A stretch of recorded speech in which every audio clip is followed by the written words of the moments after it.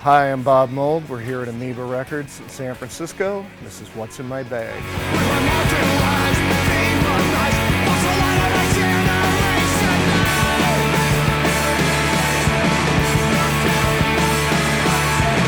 I grew up in the Adirondacks in upstate New York. Towards the end of my time in high school, I got accepted to Macalester College in St. Paul, Minnesota.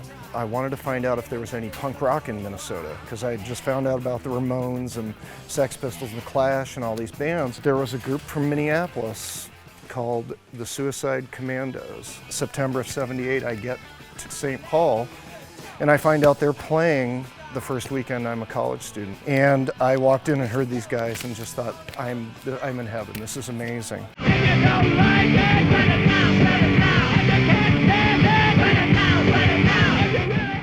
The first Buzzcocks album, another music in a different kitchen. Pete Shelley is like one of the main influences on my work. Buzzcocks, I'm sure people know Ever Fallen in Love, or some of the hits, but this is the first proper album. And I have worn this record completely out. It's just stunning. And I remember a funny story about this punk rock club, the Longhorn. The Buzzcocks were playing. I was standing literally this far from Pete Shelley all night. Legend has it they were all tripping. But when Pete was not singing, he was playing and yelling the chord changes at me all night.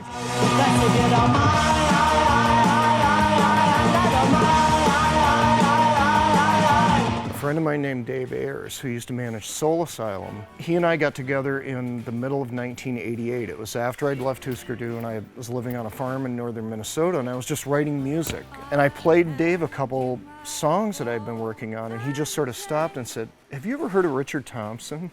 I'm like, "No." And he said, "Well, you should really listen to him, because what you're doing sounds an awful lot like Richard's work." He said, "Start with this album, Shoot Out the Lights," which is the final Richard and Linda Thompson record. This is one of the deepest, heaviest records about the end of things, the end of a relationship, or the end of a collaboration, or whatever you want to put on this record, but it's really one of those key records that everybody needs to give a listen to. As it thunders through the night, shoot out the lights. Incredibly crucial record for me, for all of us on planet Earth, is my Bloody Valentine, Loveless. I was between record contracts and had just been getting together with the folks at Creation Records in London. And I was over there in December of '91 doing a solo tour. And it was myself and my partner at the time, and Heather Frith, who became Heather Nova, and Abo from Big Cat Records. We had just played in Manchester, and we were going to drive back to London that night, and he put this record on the stereo system, and we're speeding down the motorway late at night, and I had never heard music like this before. I mean, just the layers and the connections between songs, and just, those ethereal vocals, and I mean, this one changed everything for me. I think it changed everything for anybody who heard it.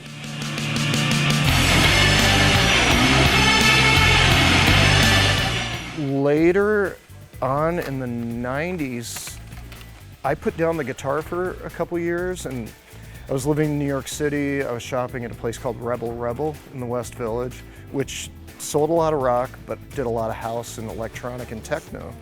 Anyways, in New York, I was chasing down electronic music, and I also did a thing where I was helping to write professional wrestling shows for Ted Turner's wrestling group, WCW.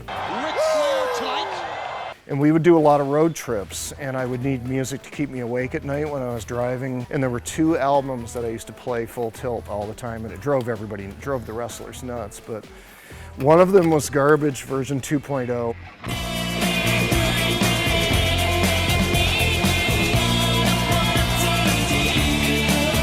This record, I think, was just like such a stunning amalgamation of rock and pop and sort of, trippy beats.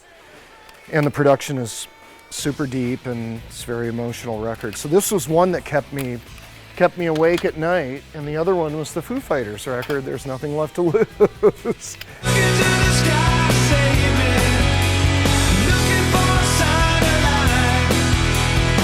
I mean, I knew those guys and hadn't been keeping up, but then when I heard Learn to Fly, I was like, wait a minute.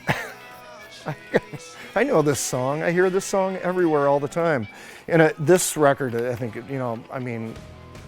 I love those guys, and clearly over the years they've been very generous to me, and I have nothing but good things to say about this record and those guys, just being like keeping rock and roll on the face of the earth for all of us to enjoy. Oh, Daft Punk. So continuing down the rabbit hole of electronic stuff, this, I guess I jokingly call them the Beatles of electronic music. One More Time, Digital Love, Harder, Better, Faster, Stronger.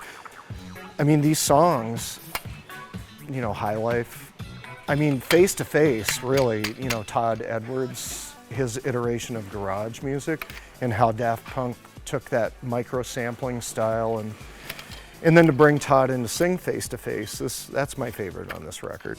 There's not much I know about you.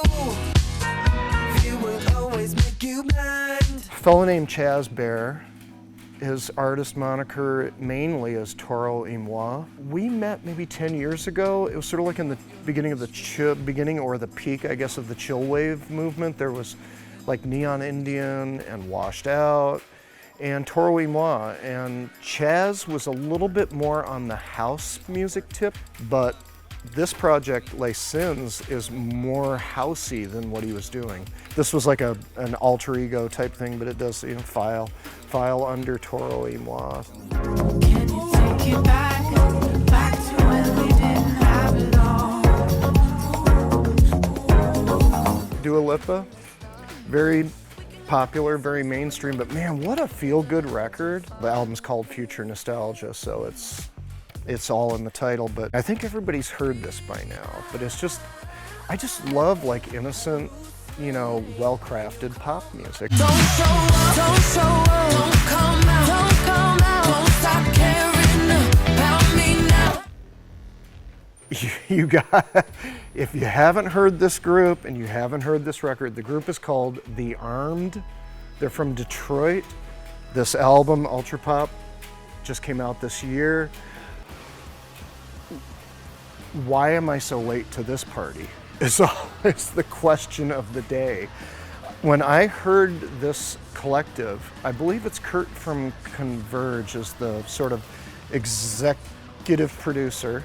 This is the craziest music I have heard in a long time. There's melody, there's droning, there's violence, there's aggression, there's high art, there's low art. It's sort of does it all. And I can't say enough about this record. I would say there's probably, for me, it's like Loveless and then this.